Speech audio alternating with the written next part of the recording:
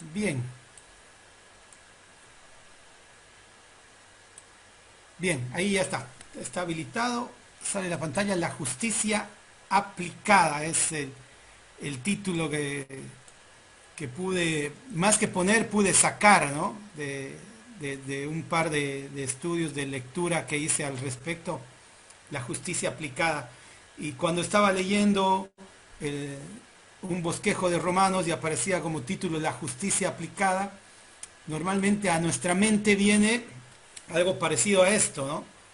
A una balanza donde vamos a ver y pesar la justicia, o que vamos a agarrar un látigo y comenzar a justiciar al resto de personas, pero más que una balanza donde pesarnos, porque sabemos que si nos vamos a pesar, vamos a ser en nuestros méritos y en nuestra humanidad, vamos a ser hallados faltos, como le pasó a Belsasar, ¿no? La descripción en Daniel.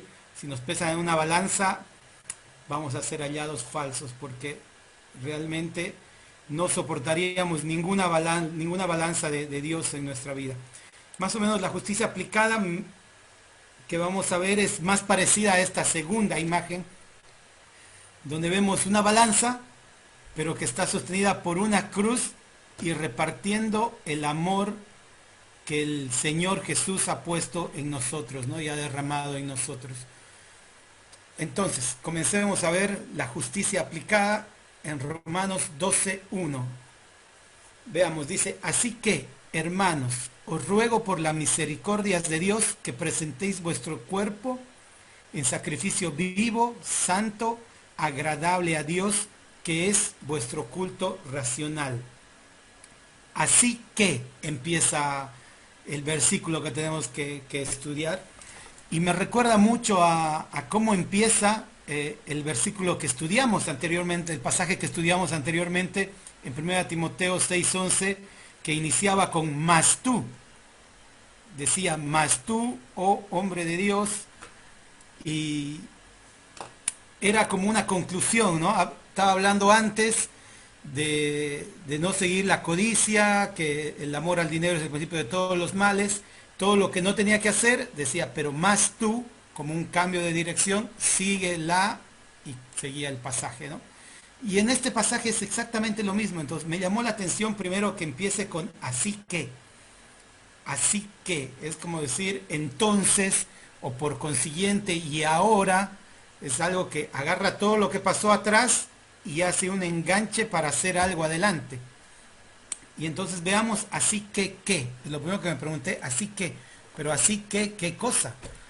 Y vamos a ver muy rápidamente un pequeño bosquejo de qué es todo lo que dice Romanos antes, que Romanos habla básicamente de la justicia de Dios, ¿no? En primera instancia, la justicia que se necesita. Del capítulo 1:18 al 3:20 habla de la condenación del gentil, del moralista, del judío y de todos los hombres. La condenación universal, necesitamos justicia. Del 3:21 al 5:21 habla de la justicia imputada. Justificación, propiciación, fe, pecado original. Es una declaración legal, que nosotros somos imputados justos por el sacrificio del Señor Jesús, por la fe, ¿no? Después viene la justicia impartida, principios, práctica y poder de la santificación. Entonces sería como los principios para poder santificarnos, y ahí habla Romanos de la justicia impartida. Después la justicia vindicada, o un sinónimo que sería defendida, donde habla del pasado, presente y futuro de Israel y la aceptación de los gentiles ante el rechazo del pueblo de Israel a Dios, ¿no? Después vemos y viene la justicia aplicada. Entonces es acá, en este punto, después de todo lo que hemos visto de la justicia, que la necesitamos, que hemos sido declarados justos, viene que podemos aplicar esa justicia, que debemos aplicar esa justicia de Dios. Ese hecho que el Señor Jesús, que Dios nos ha declarado justos a nosotros por la fe en el sacrificio de Cristo, es lo que vamos a ver de acá en adelante. Con relación a nosotros mismos, es lo que habla el versículo 1 y 2, y después hacia adelante habla con relación a la iglesia, con relación a la sociedad, con relación a las autoridades, con relación a otros creyentes, y el libro termina con mensajes personales y bendición en el capítulo 16, ¿no? Entonces ese así que me llamó la atención, habla de la justicia de Dios y todo lo que la justicia de Dios ha hecho en nosotros. Sería posicionalmente, ¿no? O sea, que nosotros somos vistos, somos hechos justos ante los ojos de Dios, y si nos pusiéramos en la balanza de Dios ahora, somos hallados sin falta, porque somos pesados, en lugar de nosotros pesan a Cristo, porque nosotros estamos confiados en Cristo. Bien, entonces, ahora vamos, el así que, ahí me cerró un poco el así que, a qué se refería, ¿no? Así que, considerando todo eso, hermanos, dice, os ruego por las misericordias de Dios, que presentéis vuestros cuerpos en sacrificio vivo, santo, agradable a Dios, que es vuestro culto racional. Comentaba Luciano al inicio de la reunión que el presentar vuestros cuerpos era santificarnos, era parte de consagrar nuestra vida, y es exactamente lo que está hablando. Este pasaje nos muestra a nosotros como sacerdotes. Está hablando de presentar nuestros cuerpos, presentar un sacrificio, y quienes presentaban sacrificios eran los sacerdotes, los únicos que podían presentar sacrificios. Entonces este pasaje nos está hablando a nosotros en nuestra posición de sacerdotes reales de Dios, ¿no? En 1 Pedro dice que somos real sacerdocio, linaje escogido, nación santa. Bueno, ese real sacerdocio es el que se tiene que ver aplicado en nuestra vida, y es lo que Pablo está nombrando acá a los romanos, que era una iglesia que él no conocía. Escribe una carta a una iglesia a la cual él nunca había visitado, y les va dando un resumen de todo lo que Dios hace en tu vida, por qué lo hace, para qué lo hace y cómo aplicarlo, que sería este pasaje de acá, ¿no? Este pasaje es interesante porque es un paralelo al Antiguo Testamento, a Éxodo. Veíamos hace un tiempo, compartíamos en algún devocional, que Éxodo es el manual sacerdotal. Entonces nosotros como sacerdotes, para poder conocer la función de sacerdotes o la vida sacerdotal, tenemos que ir a Éxodo, ¿no? Y Éxodo se dividía en dos grandes partes, ¿no? La primera parte, que era el camino hacia Dios, que era el sacrificio, y la segunda parte, que era el andar con Dios, la santificación. Y veíamos el holocausto, que era uno de los sacrificios que se presentaba en el Antiguo Testamento, que tenía dos características. Se quemaba por completo, era completamente entregado al Señor, ¿no? Había que entregar, el sacrificio se presentaba, el sacerdote lo quemaba entero. No sacaba ni una porción él, ni una porción para el que llevaba el sacrificio. Entonces, se quemaba completo. Y se imponía la mano sobre el corderito que había que sacrificar, para dar una imagen de sustitución. Era un sustituto que satisface. Y ese sacrificio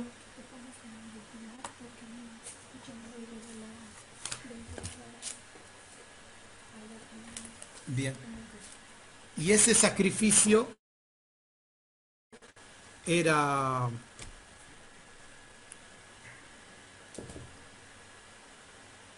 bien. Y ese sacrificio llegaba como olor grato hacia Dios, ¿no? El sacrificio llegaba como un olor grato a Dios.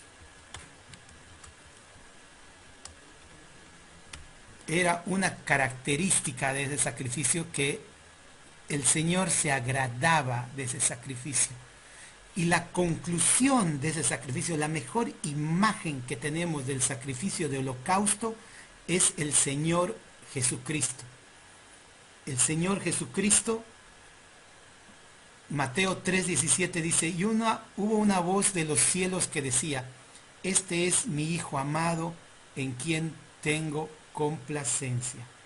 ¿No? El Señor Jesucristo presentó su vida como un holocausto, como un sacrificio en vida a Dios, y esa vida le agradaba al Padre. Por eso el Padre se complacía en la vida que llevaba el Señor Jesucristo. Y nuestro sacerdocio, acá en este versículo, nos llama a lo mismo. Nos llama a imitar a Cristo, imitar al Señor Jesús con nuestras acciones, imitar al Señor Jesús en lo que vamos a hacer, en nuestra consagración que hablábamos, es imitarlo a Él, ¿no? Poder llegar a ese punto de mirarnos al espejo y ver al Señor Jesús y no a nosotros mismos en nuestro reflejo. Es interesante cuando pensamos en el sacrificio y hablamos del holocausto y hablamos de imitar al Señor Jesús en el sacrificio. Tal vez nuestra mente puede ir a que el Señor Jesús entregó su cuerpo para ser muerto y sacrificó su vida por nosotros. Pero acá nos llama a imitar la otra parte del sacrificio del Señor Jesús, que es importantísima, porque una vida sin pecado fue la clave para que su sacrificio en la cruz nos dé la salvación. Tenía que ser un corderito sin mancha, sin defecto. Entonces Él tenía que tener una vida íntegra, una vida consagrada, una vida sin pecado, para que ese sacrificio sea de olor grato al Señor. Entonces, este versículo nos llama a imitar esa parte del sacrificio de Cristo, la parte de la vida, vivir de una manera que agrade a Dios, ¿no? Y dice que un sacrificio vivo y santo. Un sacrificio santo quiere decir separado, separado para Él. En Éxodo 29:21 vemos una imagen de cómo los sacerdotes y el sumo sacerdote era santificado, era consagrado para el Señor. Dice, y con la sangre que estará sobre el altar y el aceite de la unción, rociarás sobre Aarón, sobre sus vestiduras, sobre sus hijos y sobre las vestiduras de estos. Y él será santificado, y sus vestiduras y sus hijos y las vestiduras de sus hijos con él. Bien, el sacerdote era santificado, era apartado, era consagrado para Dios, con rociar la sangre sobre sus vestiduras.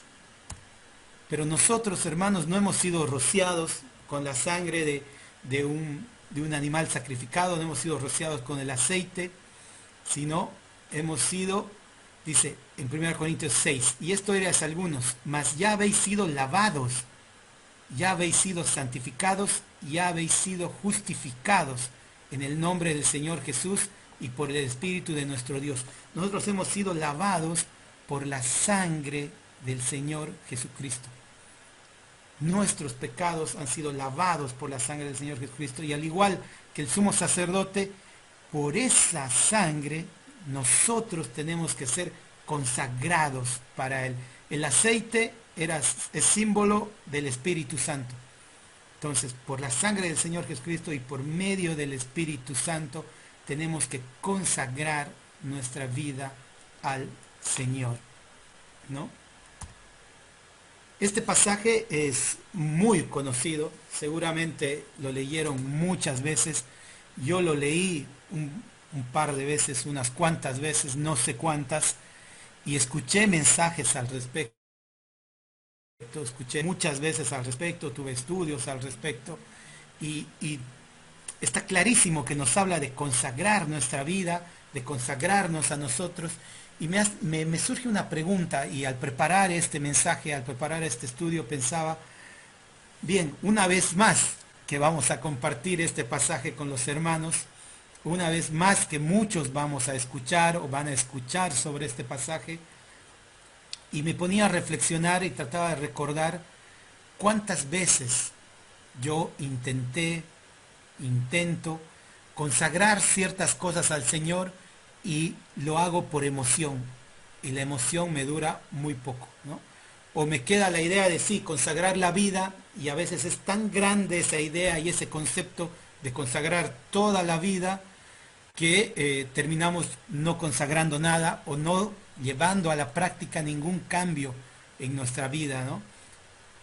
O en algún caso bueno llegamos a una emoción y a cambiar ligeramente algunas cosas, pero no notamos a la larga una diferencia y un cambio en nosotros permanente, ¿no?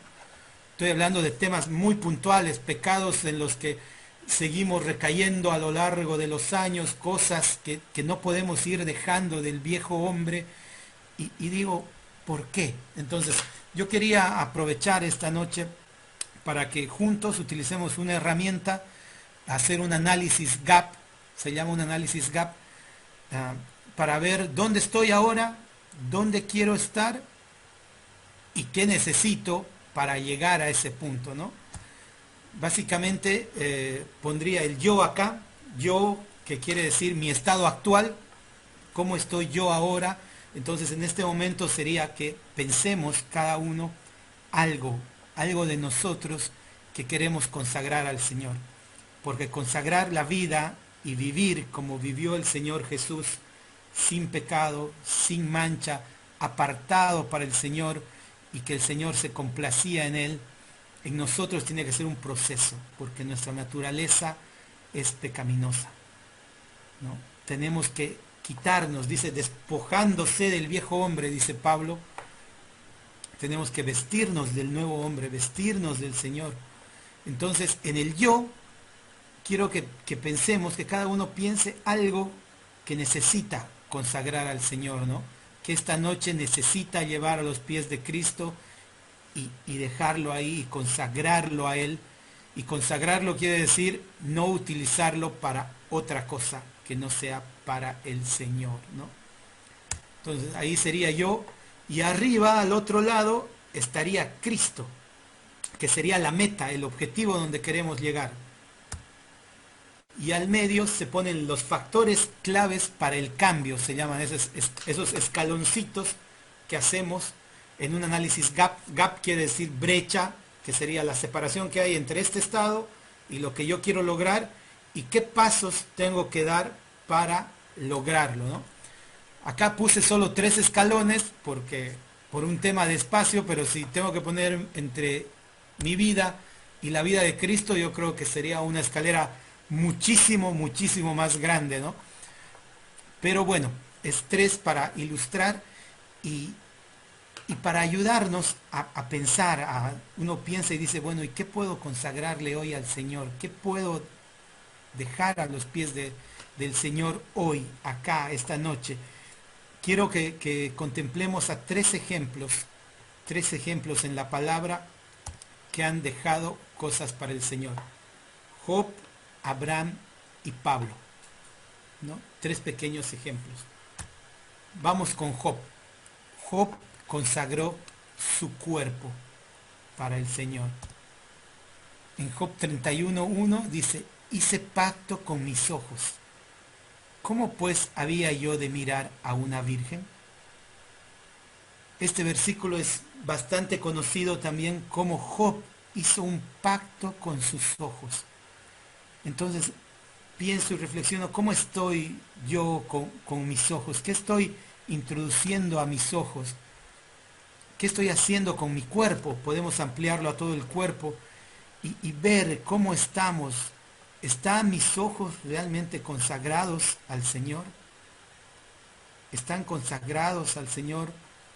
¿Estoy llenando, introduciendo a mi mente por medio de mis ojos cosas que le agradan a Dios realmente o no? Hermanos, si no estamos introduciendo cosas o consagrando nuestros cuerpos, nuestros miembros al Señor, este puede ser uno de los escalones que tenemos que subir hoy para ir acercándonos a Cristo, para crecer hasta la estatura de Cristo, ¿no? Bien, si estás con un problema respecto a lo que estás mirando, lo que estás introduciendo con tus ojos, es el momento de consagrarlo al Señor y entregar nuestros ojos a Cristo. Abraham, ¿qué consagró Abraham? Abraham consagró sus bienes, ¿no? En Hebreos 7, 1 y 2 dice, porque este Melquisedec, rey de Salem, sacerdote del Dios Altísimo, que salió a recibir a Abraham, que volvía de la derrota de los reyes, y le bendijo, a quien asimismo dio a Abraham los diezmos de todo, cuyo nombre significa primeramente Rey de Justicia y también Rey de Salem, esto es, Rey de Paz. Acá Abraham está entregando el diezmo a Melquisedec, que sabemos que es el Señor Jesús presentándose en el Antiguo Testamento, ¿no? Y Abraham entrega el diezmo de lo que había capturado antes de que la ley se estableciese y que antes que la ley ordenase que el diezmo debía ser separado para el Señor. Entonces Abraham estaba consagrando con sus bienes su confianza a Dios. Estaba consagrando su confianza a Dios. Entonces, ¿es algo que necesitas consagrar en tu vida? ¿Tienes consagrado parte de tus bienes al Señor? ¿Eres fiel con tus ofrendas, con el diezmo, con primicias o con lo que el Señor pone en tu corazón de compartir con los hermanos, de dar a la iglesia, de darle al Señor?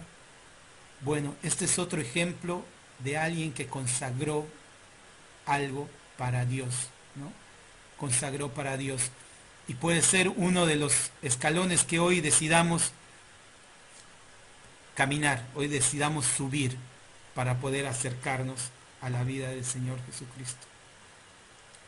Y un escalón más arriba todavía está Pablo, que consagró su vida entera. Vemos en Filipenses 3, 7 y 8, dice, pero cuántas cosas eran para mí ganancia, las he considerado como pérdida por amor de Cristo. Y ciertamente aún estimo todas las cosas como pérdida por la excelencia del conocimiento de Cristo Jesús, mi Señor, por amor del cual lo he perdido todo y lo tengo por basura para ganar a Cristo. Pablo tenía méritos, tenía logros, tenía educación, tenía una posición social, tenía respeto. Dice que era circuncidado al 8º día, del linaje de Israel, de la tribu de Benjamín, hebreo de hebreos, en cuanto a la ley fariseo, en cuanto al celo perseguidor de la iglesia, en cuanto a la justicia que es en la ley, irreprensible. Pablo estaba como ese hombrecito rojo, estaba como en la cima en su época, en la sociedad, estaba en la cima, ¿verdad? Donde todos querían lograr, estaba Pablo. Todos querían imitar a Pablo, todos querían seguir a Pablo de los judíos. Pero todo eso, Pablo dice, lo he estimado como basura. Lo ha estimado como basura. Entonces, parte de consagrar nuestra vida es quitar de nosotros lo que está ocupando un lugar que nos estorba para vivir a Cristo, ¿no? Es increíble, estas 2-3 semanas he estado con bastante trabajo. Estábamos con un par de problemas en la obra y se me fue. Alguien me pidió hacer un servicio para el Señor y dije, sí, bueno, lo hago mañana, lo hago pasado, y por los problemas se me fue y se me olvidó lo que me habían pedido. Realmente se me fue de la cabeza y tuve que pedir perdón al Señor porque no le fallé al hermano, no le fallé al amigo, le fallé al Señor. En primer lugar le fallé al Señor y tuve que pedir perdón al Señor y ver que realmente hay cosas en mi vida que están estorbando mi servicio, que están estorbando el crecimiento, y que como estos escalones tengo un montón para ir acercándome a Cristo, ¿no? Y bueno, al respecto agradezco a Dios por su fidelidad, porque a pesar de que nosotros somos infieles, Él permanece fiel. Él permanece fiel. Entonces, veíamos como un resumen del análisis GAP que teníamos hoy. Estamos nosotros y hay que consagrar. ¿Qué es lo que necesitas consagrar hoy al Señor? ¿Qué es lo que necesitas llevar a sus pies? ¿Bienes? ¿Algo de tu cuerpo? ¿Algo de tu vida? Bien. ¿Alguna vez, no sé a ustedes, a mí me pasó que sí, consagré algunas cosas al Señor, dije, bueno Señor, de ahora en adelante voy a actuar de esta manera, de ahora en adelante va a cambiar esta mi actitud, de ahora en adelante voy a perseverar más en el estudio, en la lectura, en la oración, en armar devocionales, voy a perseverar en quería armar videos evangelísticos en ese tiempo de la pandemia, quería armar como podcast para poder ir siguiendo estudios y muchas de esas cosas han quedado en intenciones, simplemente buenas intenciones y mucha predisposición, pero muy pocas en acción, ¿no? Entonces ahí me doy cuenta que para nosotros, en nuestras fuerzas e incluso en nuestras emociones, es imposible, ¿no? Para nosotros es imposible. Tenemos que alimentarnos más del Señor y yo tengo que buscar más al Señor, estar más cerca de Él, llenarme más de Él para que yo mengüe y Él crezca, decía Juan, ¿no? Es necesario que yo mengüe y que Él crezca. Bueno, en nosotros, en mi vida también es necesario que yo mengüe para que el Señor crezca, ¿no? Tenemos una hermosa promesa en Judas 1, 24 al 25, que dice, y aquel que es poderoso para guardarlos sin caída y presentaros sin mancha delante de su gloria con gran alegría. Al único y sabio Dios, nuestro Salvador, sea gloria y majestad, imperio y potencia, ahora y por todos los siglos. Amén. Él es poderoso para guardarnos sin caída y presentarnos sin mancha delante de Él mismo. Es en su justicia, la que Él nos ha imputado a nosotros y nos ha hecho justos, que nosotros podemos ejercer nuestro sacerdocio y llevar nosotros como sacerdotes, presentarnos a nosotros mismos delante de Él como un sacrificio vivo, un sacrificio santo, separando cosa por cosa, porque separar todo en conjunto para nosotros es imposible. Separar cosa por cosa para el Señor y Él es poderoso para que lo podamos conseguir. Oremos, hermanos.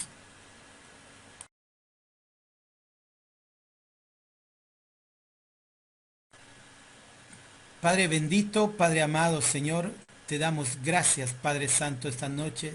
Te damos gracias, Señor, por tu amor. Te damos gracias, Padre Santo, porque tú ocupaste nuestro lugar en la cruz. Porque tu justicia, Señor, tu justicia ha venido sobre nosotros y nos has hecho justos. Somos declarados justos sin merecerlo, Señor. Gracias, Padre Santo, porque en tu amor podemos, por medio de esa justicia y fe en el Señor Jesús, aplicar, Señor, aplicar a nuestras vidas y santificarla, Padre Santo, separarla, consagrarla para ti, Señor, y que nuestra vida llegue como olor grato ante tu presencia, Padre Santo. Te damos gracias, Padre bendito, por este privilegio que nos das de servirte como sacerdotes. Gracias, Señor, te doy en nombre de Cristo Jesús. Amén.